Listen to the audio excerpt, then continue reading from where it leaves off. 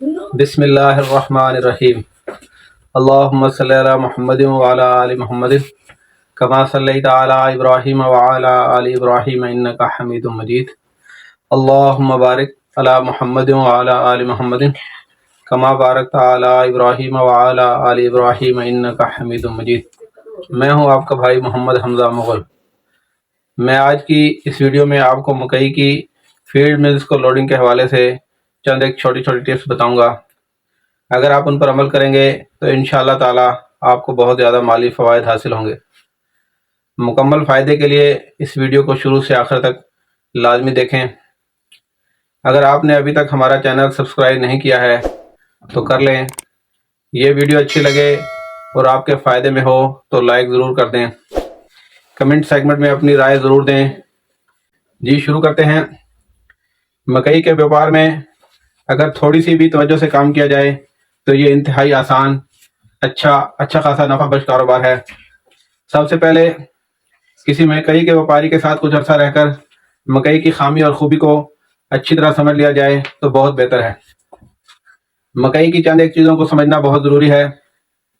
مکئی کے بیوپار کے لیے مکئی کا موئسچر یعنی اس میں کتنی نمی ہے کا علم ہونا یا جاننا بہت ضروری ہے۔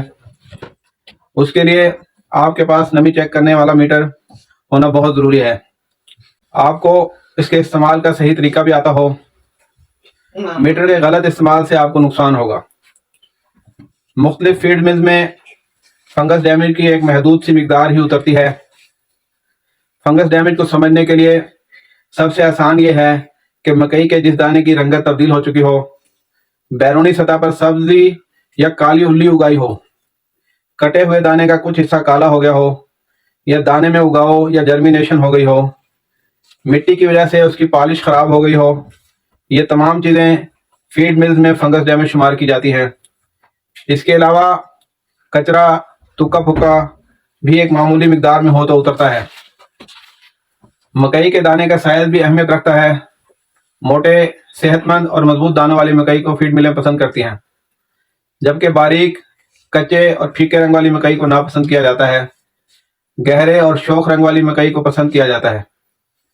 گٹو یا باردانے کا استعمال بھی اہمیت کا حامل ہے۔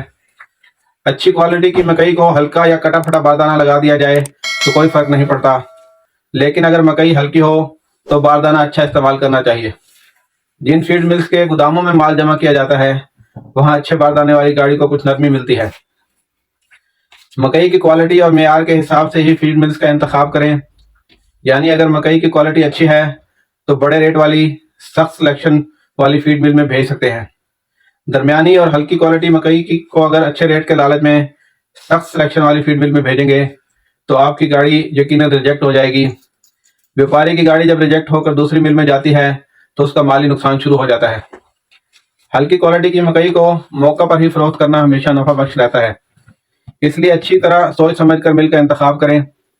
آپ کی سہولت کے لیے میں نے اپنے تجربے کی بنیاد پر فیڈ ملز کی سلیکشن کو 3 کیٹیگری میں تقسیم کیا گیا ہے۔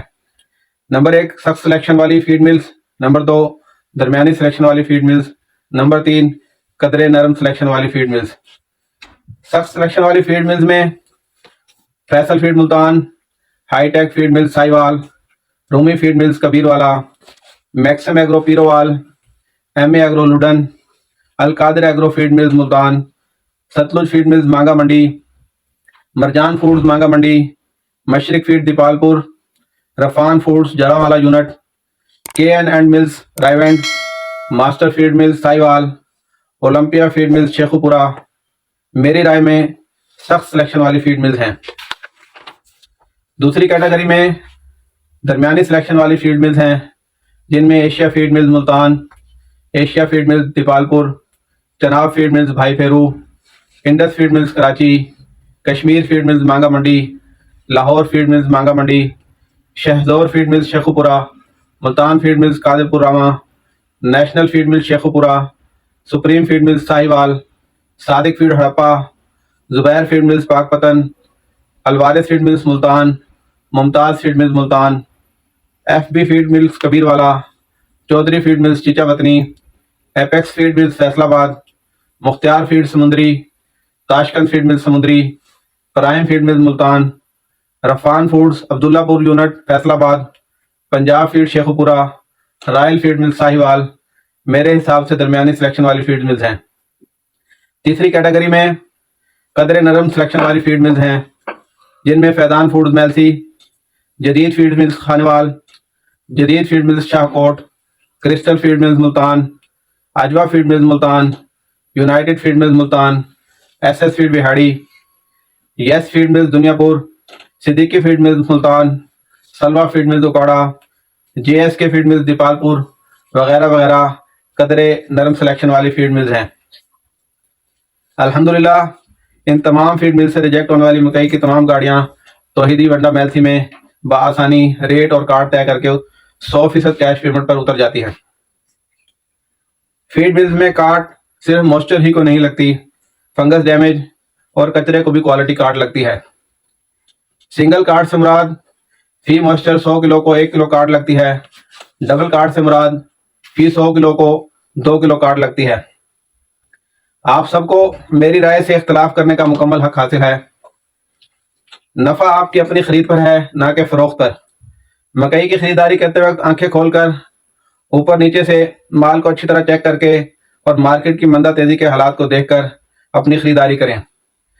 فیڈ ملز کا ریٹ تو سب کے علم میں ہوتا ہے، مختلف بروکرز کے ریٹ میں 5-10 روپے فی من کی کمی بیشی ہو سکتی ہے۔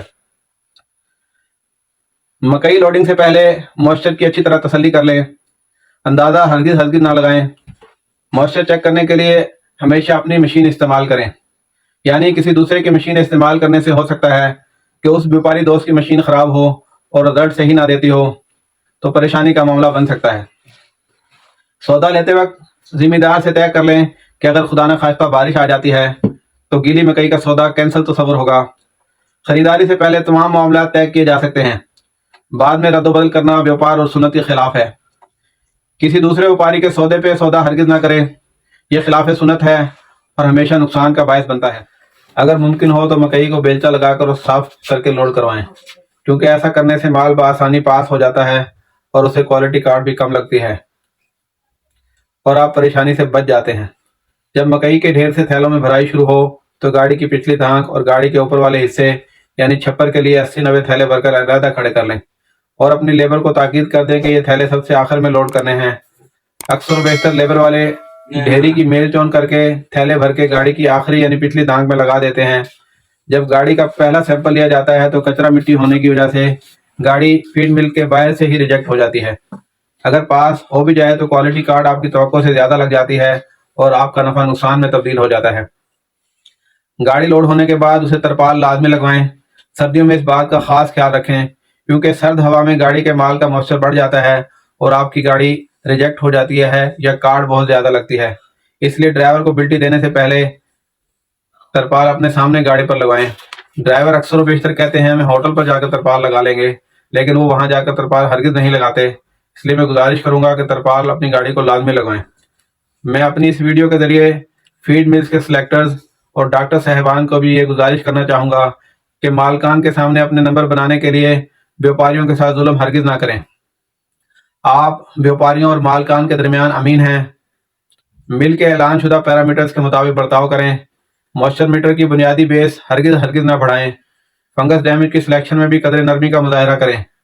اگر رعایت نہیں کر سکتے تو ظلم بھی نہ کریں، کیونکہ جان بوجھ کر کیے گئے ظلم و زیادتی کا بروز قیامت آپ ہی کو حساب دینا ہوگا۔ آپ کو اپنی زندگی میں کمائی گئی نیکیاں ان مظلوم بیوپاریوں کو دینا پڑیں گی۔ میں امید کرتا ہوں کہ میری ان تجاویز پر عمل کر کے میرے وپاری دوستوں کو مکئی کا وپار کرنا آسان ہو جائے گا اور انشاءاللہ اچھا نفع حاصل ہوگا۔ مکئی کے وپار کو ٹیسٹ کسکر کی طرح تسلی سے کریں۔ T20 اور ون ڈے ہرگز نہ بنائیں، رفتار ہرگز نہ لگائیں۔ زیادہ گاڑیاں لوڈ کرنے سے کوئی ایوارڈ نہیں ملے گا، رفتار لگانے سے غلطی کا امکان زیادہ ہے۔ اگر ایک گاڑی فیڈ مل سے ریجیکٹ ہو کر واپس آتی ہے تو 2-3 گاڑیوں کا نفع لے جاتی ہے۔ میں آپ سب سے دوبارہ کہنا چاہوں گا کہ اگر آپ کو میری یہ ویڈیو پسند آئے تو اسے لائک ضرور کریں، کمنٹ میں اپنی اچھی یا بری رائے ضرور دیں۔ دوسرے وپاریوں کے فائدے کے لیے اسے شیئر کریں تاکہ ان کا بھی فائدہ ہو سکے۔ اللہ تعالی ہم سب کو اپنی حفظ و امان میں رکھے۔ اللہ تعالی ہماری دنیا اور آخرت دونوں اچھی کر دے۔ اجازت چاہوں گا۔ اللہ نگہبان۔